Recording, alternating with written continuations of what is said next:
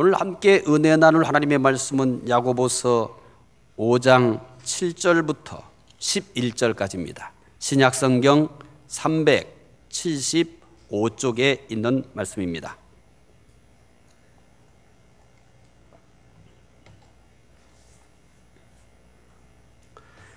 야고보서 5장 7절부터 11절입니다. 신약성경 375쪽 또는 376쪽에 있습니다. 말씀 함께 읽겠습니다. 그러므로 형제들아, 주께서 강림하시기까지 길이 참으라. 보라, 농부가 땅에서 나는 귀한 열매를 바라고 길이 참아 이른 비와 늦은 비를 기다리나니, 너희도 길이 참고 마음을 굳건하게 하라. 주의 강림이 가까우니라. 형제들아, 서로 원망하지 말라. 그리하여야 심판을 면하리라. 보라, 심판주가 문 밖에 서 계시니라. 형제들아, 주의 이름으로 말한 선지자들을 고난과 오래 참음의 본으로 삼으라.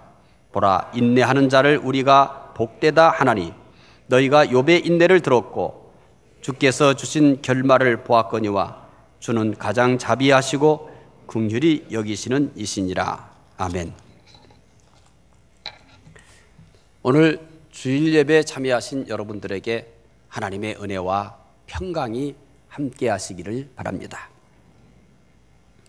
용혜원 목사님의 기다림이라는 시를 먼저 소개해 드리겠습니다.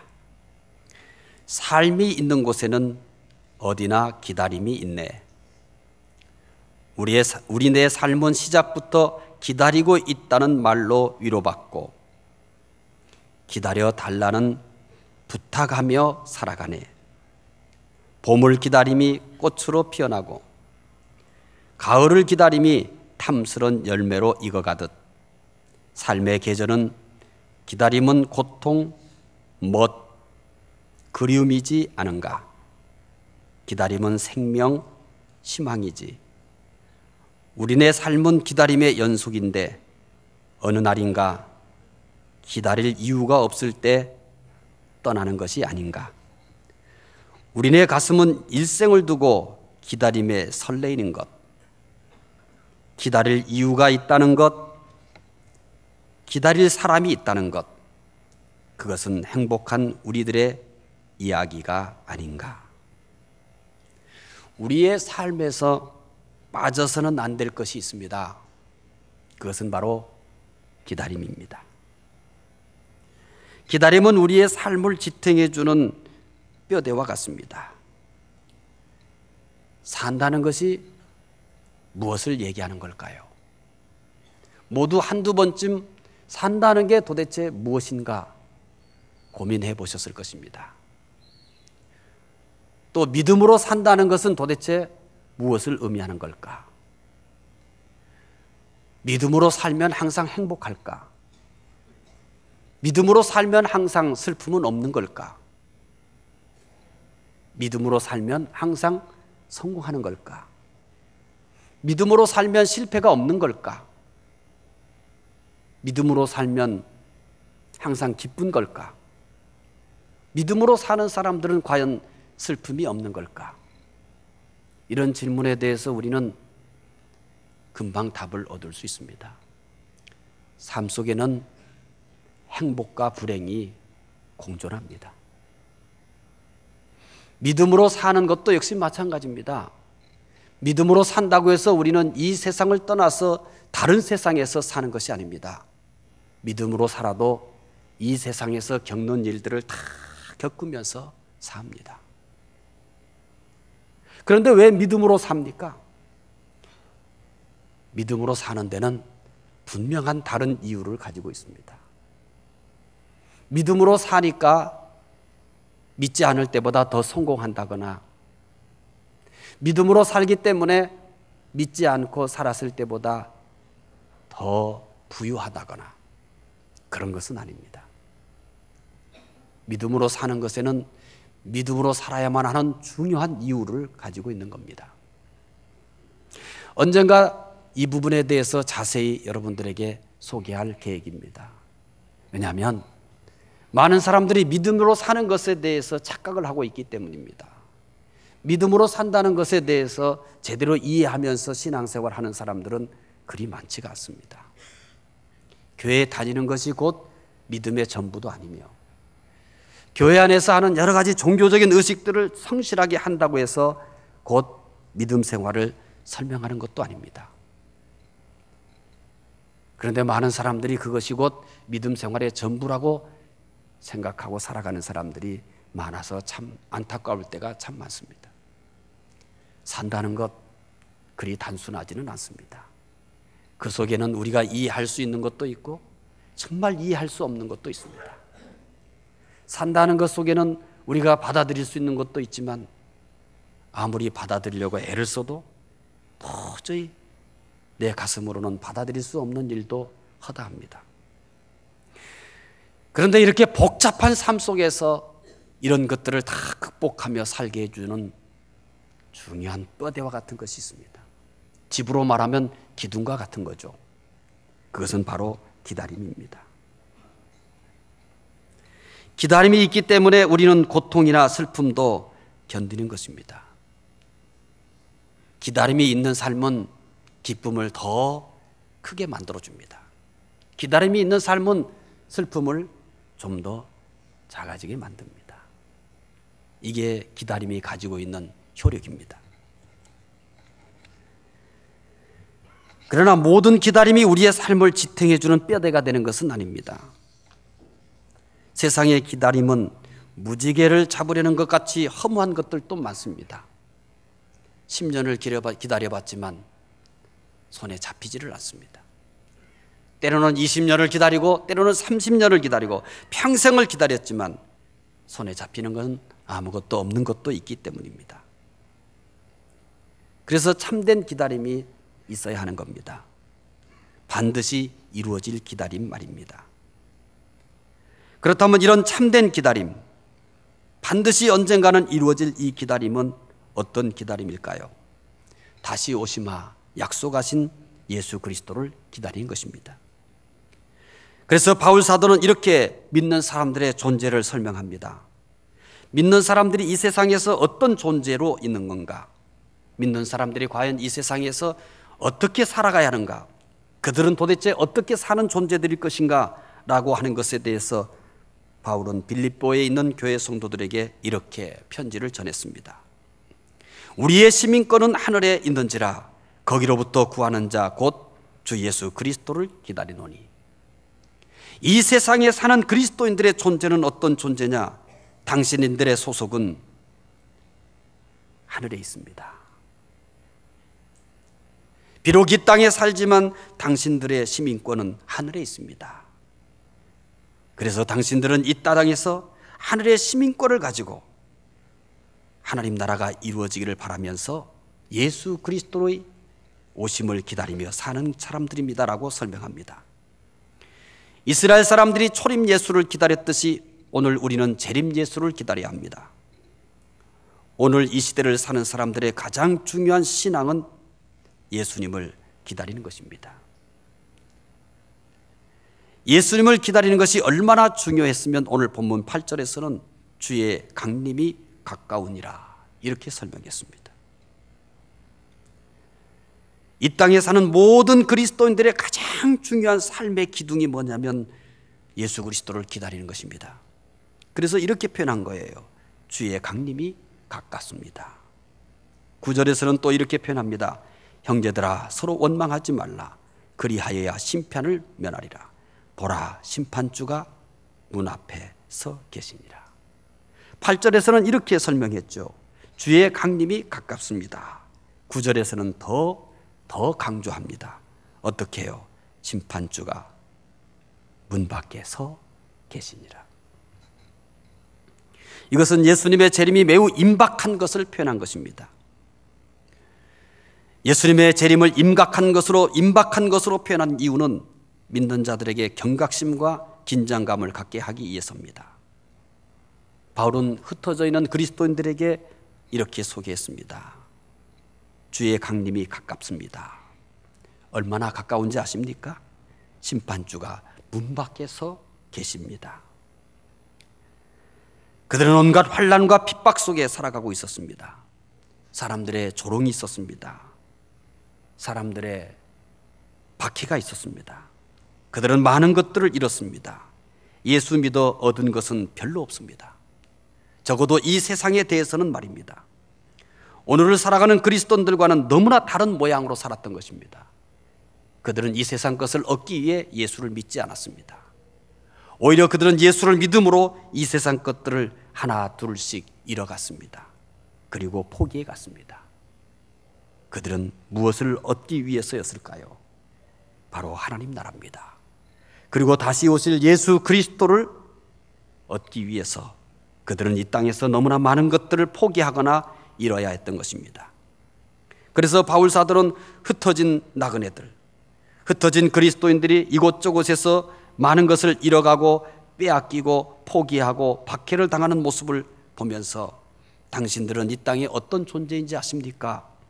당신들은 이 땅에서 살아가지만 하늘에 속한 사람들입니다. 그래서 당신들은 이 세상의 것을 기다리는 사람들이 아니라 하늘로부터 다시 오실 예수 그리스도를 기다리며 사는 사람들이라고 말하고 있는 것입니다. 오늘 이 시간을 통하여 예수님을 기다리는 신앙을 회복하시기를 바랍니다. 오늘 본문은 예수님을 기다리는 자의 삶에 대해서 말씀하고 있습니다. 예수님을 기다리는 자는 어떻게 살아야 할까요? 예수님을 기다리는 자에게 요구되는 첫 번째 삶을 야고보서 5장 7절에서 소개하고 있습니다. 함께 읽겠습니다. 그러므로 형제들아, 주께서 강림하시기까지 길이 참으라. 보라, 농부가 땅에서 나는 귀한 열매를 바라고 길이 참아 이른 비와 늦은 비를 기다리나니. 또 야고보서 5장 8절을 읽어보겠습니다. 너희도 길이 참고 마음을 굳건하게 하라. 주의 강림이 가까우니라. 7절에 이렇게 말합니다. 길이 참으세요. 8절에서도 또 이렇게 얘기합니다. 길이 참으세요. 예수님을 기다리는 자는 인내해야 합니다. 인내가 얼마나 중요했으면 예수님께서 제자들에게 이렇게 말합니다. 끝까지 견디는 자는 구원을 얻으리라. 인내와 구원을 연결시켰습니다. 인내가 얼마나 중요했으면 이렇게까지 예수님께서 제자들에게 강조했겠습니까? 인내는 예수님을 기다리는 삶을 승리로 이끌어 줄 것입니다. 여기서 인내란 힘이 없어 참는 것이 아닙니다. 힘이 없어 참는 것만큼 비참한 것은 없습니다. 내가 왜 참아요? 힘이 없기 때문에, 대항할 능력이 없기 때문에. 그래서 참을 수밖에 없다는 것, 이것은 참으로 비참한 것입니다. 그러나 오늘 본문에서 예수 그리스도를 기다리는 자들에게 인내하라고 가르치는 것은 힘이 없어 참는 것이 아닙니다. 교부 크리스토스톰은 이 인내에 대해서 이렇게 설명합니다. 인내란 복수할 수 있는 힘이 있으면서도 자제하는 마음이다. 예수 그리스도를 기다리는 자가 인내해야 될 이 인내는 힘이 없어서, 능력이 없어서 인내하는 것이 아닙니다. 복수할 수 있는 힘이 있는데, 얼마든지 이길 수 있는 힘이 있는데, 대항할 수 있는 힘이 있는데 마치 아무 힘이 없는 듯이 참는 것입니다. 이런 의미에서 예수님의 인내는 가장 큰 도전을 줍니다. 대제사장들과 장로들이 보낸 사람들이 예수님을 잡으려고 하자 베드로가 칼을 꺼내서 대제사장의 종 말고의 귀를 베어버렸습니다. 예수님은 베드로에게 칼을 꽂으라고 하시면서 이렇게 말씀합니다. 너는 내가 내 아버지께 구하여 지금 12군단 더 되는 천사를 보내시게 할 수 없는 줄 아느냐. 예수님께서 예수님을 잡기에 온 사람들에게 아무런 대응을 하지 못하는 것은 능력이 없어서가 아닙니다. 그들을 순식간에 보이지 않는 것으로 날려보낼 수도 있습니다. 하늘에서 불이 내려와 그들을 어떻게 할 수도 있습니다. 또 땅이 갈라지게 해서 흔적도 없이 사라지게 할 수도 있습니다. 예수님이 인내하시는 것은 힘이 없어서가 합니다. 예수님은 그들을 순식간에 무력하게 할 수 있는 절대적 능력을 가지고 있습니다. 그러나 예수님은 마치 아무 힘도 없는 것처럼 참았습니다. 인내란 이렇게 힘이 있는데도 아무 힘이 없는 것처럼 참는 것입니다. 예수님을 기다리는 자는 이렇게 인내해야 하는 것입니다. 인내하고 계신가요? 힘이 있지만 아무 힘이 없는 것처럼 참는 것입니다. 능력이 있으나 아무 능력이 없는 것처럼 이렇게 참는 것, 그것이 바로 예수님을 기다리는 자의 삶의 모습입니다. 그런데 오늘 본문은 인내에 대해서 세 가지 예를 더 들고 있습니다. 첫 번째는 야고보서 5장 7절에 이렇게 예를 들고 있습니다. 읽어보겠습니다. 그러므로 형제들아, 주께서 강림하시기까지 길이 참으라. 보라, 농부가 땅에서 나는 귀한 열매를 바라고 길이 참아 이른 비와 늦은 비를 기다리나니. 첫 번째 예를 든 인내의 모델은 누굽니까? 농부입니다. 농부와 같이 인내해야 합니다. 농부가 씨를 뿌리면 저절로 열매를 얻게 되는 것이 아닙니다. 씨를 뿌린 후 열매를 얻기까지는 많은 인내가 필요합니다. 비가 오지 않으면 마음을 조이며 비를 기다립니다. 비가 너무 많이 오면 발을 동동거리며 비가 그치기만을 기다립니다. 농부는 인내로 열매를 맺습니다. 따라서 본문은 농부의 인내를 배우라고 합니다. 농부가 씨를 뿌려놓고 여러 가지 애를 태우며 인내하여 결실을 얻듯이 예수님을 인내로 기다려야 한다고 합니다. 두 번째 모델을 또 제공합니다. 야고보서 5장 10절입니다. 함께 읽겠습니다. 형제들아, 주의 이름으로 말한 선지자들을 고난과 오래 참음의 본으로 삼으라. 야고보는 다시 예수를 기다릴 사람들에게 이렇게 예를 들었습니다. 선지자와 같이 인내해야 한다고 합니다. 선지자들이 어떤 대우를 받았기에 이렇게 얘기할까요? 스데반의 설교에 잘 나타나 있습니다. 사도행전 7장 52절을 읽어보겠습니다. 너희 조상들이 선지자들 중에 누구를 박해하지 아니하였느냐? 의인이 오시리라 예고한 자들을 그들이 죽였고 이제 너희는 그 의인을 잡아준 자요 살인한 자가 되나니. 스데반은 모든 선지자들이 핍박을 받았다고 합니다. 그래서 이렇게 표현했죠. 너희 조상들이 선지자들 중 누구를 박해하지 않았느냐? 선지자 중에 박해받지 않은 사람은 아무도 없다는 것입니다. 그래서 선지자와 같이 인내해야 한다고 합니다. 히브리서 10장 32절부터 36절에서도 같은 내용을 소개하고 있습니다. 함께 읽어보겠습니다. 전날에 너희가 빛을 받은 후에 고난의 큰 싸움을 견디어낸 것을 생각하라. 혹은 비방과 환난으로서 사람에게 구경거리가 되고 혹은 이런 형편에 있는 자들과 사귀는 자가 되었으니 너희가 갇힌 자를 동정하고 너희 소유를 빼앗기는 것도 기쁘게 당한 것은 더 낫고 영구한 소유가 있는 줄 알미라. 그러므로 너희 담대함을 버리지 말라. 이것이 큰 상을 얻게 하느니라. 너희에게 인내가 필요함은 너희가 하나님의 뜻을 행한 후에 약속하신 것을 받기 위함이라. 선지자들과 믿음의 선조들은 모두 고난과 핍박을 받았습니다. 그들은 비방을 받았습니다. 사람들의 구경거리가 되었습니다. 재산을 빼앗겼습니다. 그러나 그들은 모든 것을 기쁨으로 인내하였습니다. 따라서 선지자들의 인내를 배우라고 합니다. 선지자들은 모든 핍박을 인내하였듯이 예수님을 기다리는 자도 이렇게 인내하라고 합니다. 인내의 예를 또 한 사람 듭니다. 야고보서 5장 11절을 읽어보겠습니다. 보라, 인내하는 자를 우리가 복되다 하다니 너희가 욥의 인내를 들었고 주께서 주신 결말을 보았거니와 주는 가장 자비하시고 긍휼히 여기시는 이시니라. 욥은 재산을 잃었습니다. 자녀를 잃었습니다. 건강을 잃었습니다. 아내를 잃었습니다. 욥은 잃을 수 있는 것은 다 잃었습니다. 욥에게 있는 것은 오직 생명뿐이었습니다. 욥은 이런 기막힌 고통 가운데서도 인내하였습니다. 아마 욥과 같이 인내한 사람은 없을 것입니다. 욥은 인내의 대명사인 겁니다. 그래서 예수님을 기다리는 자도 욥처럼 인내하라고 그렇게 교훈하고 있습니다. 예수님을 기다리는 자는 인내해야 합니다. 농부처럼 인내해야 합니다. 선지자들처럼 인내해야 합니다. 욥처럼 인내해야 합니다. 예수님을 기다리는 자에게 요구되는 두 번째 삶의 자세가 또 있습니다. 야고보서 5장 8절입니다. 함께 읽겠습니다.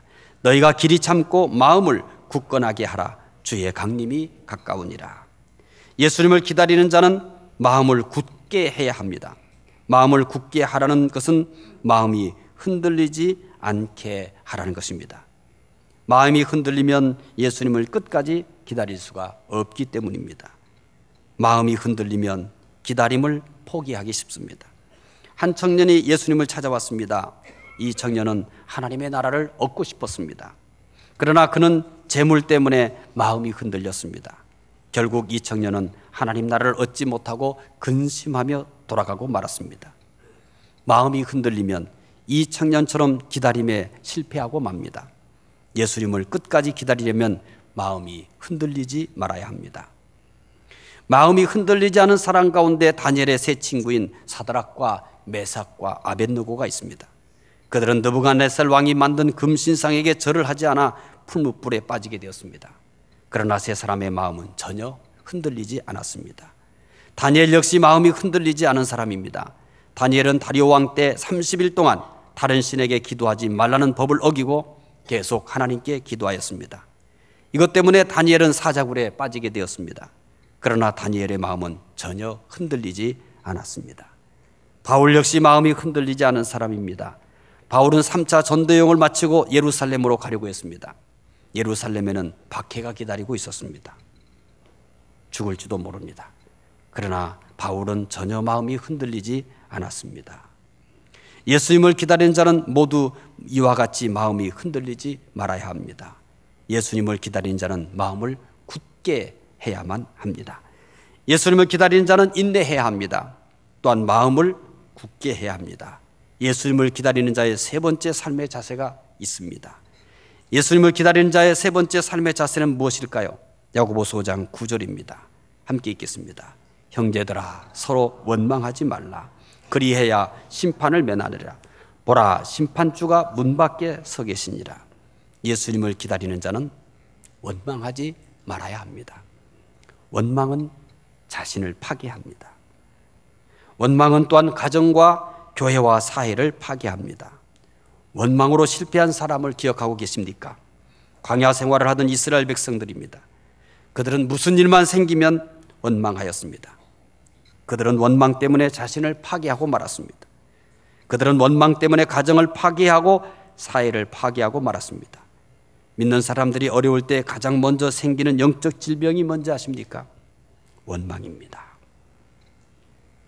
원망이 마음에 있나요?